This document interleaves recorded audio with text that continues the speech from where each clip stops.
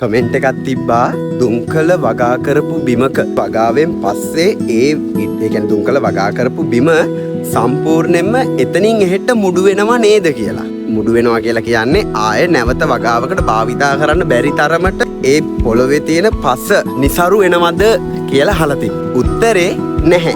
එහෙම වෙන්නේ නැහැ. નિසරු නොවුනට දුම්කල වගා කරපු බිමක නැවත දුම්කල වගා කරන්න බෑ. දුම්කල ගස් මැරෙනවා. ඒ කියන්නේ පොඩි කාලෙම දුම්කල ගස් මුලකුණු වෙලා මැරෙන රෝගයක් එනවා. ඒකට විද්‍යාත්මක හේතුව මම දන්නේ නැහැ. හැබැයි දුම්කල වගා කරපු බිමක නැවත දුම්කල වගා කරන්න බෑ.